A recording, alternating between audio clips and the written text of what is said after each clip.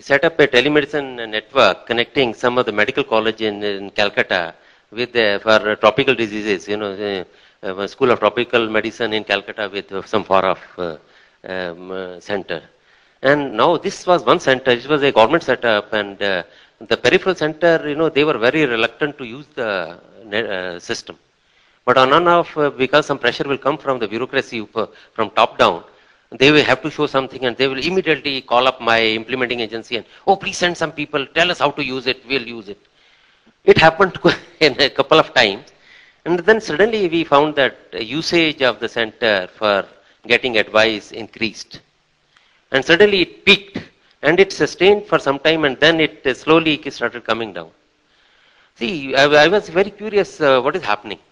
Then, I personally went there and talked to those local doctors. They said that now there are two things which have happened because of constant hand-holding, which Dr. Lavanyan, we are very comfortable in using the system. And secondly, being constantly in touch with the specialists from the School of Tropical Medicine, a lot of patients we are now able to tackle at our end. So question is, this reluctance on use of the system goes as the familiarity goes, and then, it becomes an educational tool also for the hospital or the paramedic sitting at the remote end. Excuse me, sir. I have a basic question. In this area of telemedicine. While I do appreciate it's a very powerful tool, and I look at it with awe, and future is very great. I accept all that. But in terms of documentation of, suppose we need the history for any diagnosis to be perfect, especially if you go into the villages and we set up a center over there, and we have a paramedical staff over there, and we have a person coming to the center to get diagnosed. What about his previous history? Who gets all this information? And whatever has been diagnosed, how is it documented for further follow-up? Is a back-end sheet given to him in case he needs to go to some other hospital? Is it documented in our, is there a process that everything is documented, that it can be retrieved at any time? I just want a little bit of input in this, please. Dr. Kim, would you like to answer what you do? Because I think they do it perfectly. Actually, I wanted a more holistic answer on this, because maybe in ophthalmology it can happen. No, I'll respond to you after he discusses. Yeah, the vision centers that I was talking about, we do have the case sheets just like any hospital does, and it's maintained there.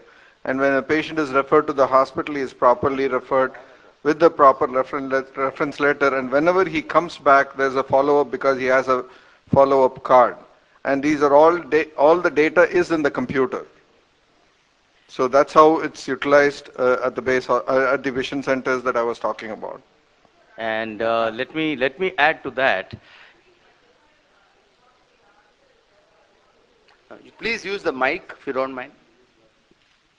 Sir, actually we are talking about, when we are talking about outreach clinics and everything, we are not talking about people who are totally equipped to even come and tell us what the problems that they have.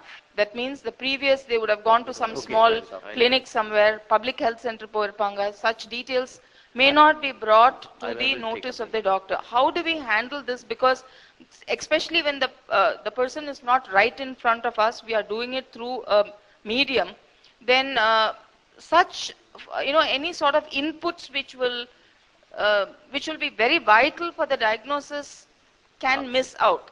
That's what I'm trying to ask. Respond to that. I think I'll give you a very clear understanding of how it goes. In fact, I would say thanks to computers and software, chances of making errors while creating case histories have become much less. And that is one of the powerful, components of IT being introduced into healthcare.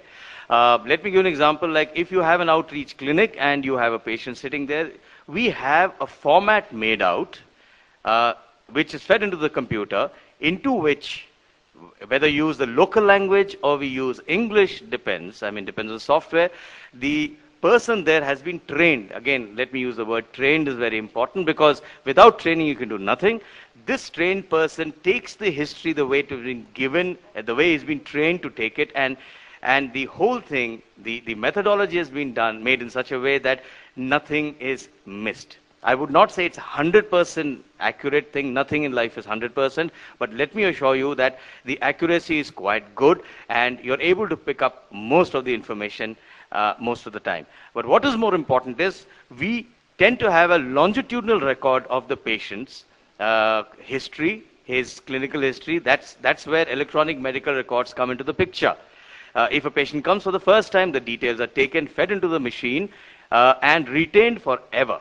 The advantage is that even if he travels to some other part of the country, if they are linked and the government is working at linkages, you can get that information picked up at any other part of the country or the world.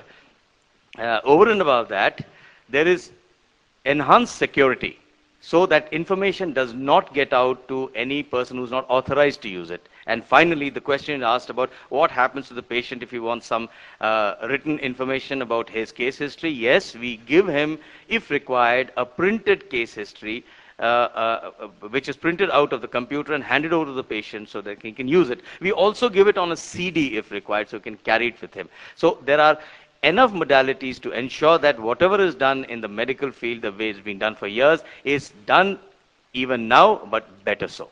I hope that answers your question, ma'am. Sorry, I didn't get your name. Maybe because you didn't tell us.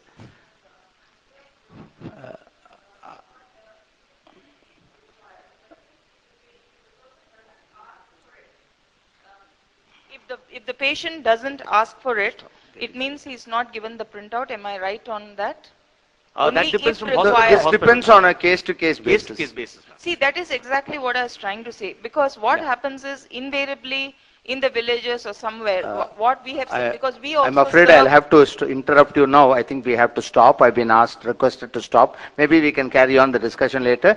Thank you everybody for what I think turned out to be a very good session. And I'm particularly thankful to NASSCOM for inviting 3 medical doctors to address such an elite audience. Thank you once again. Thank you, ladies and gentlemen.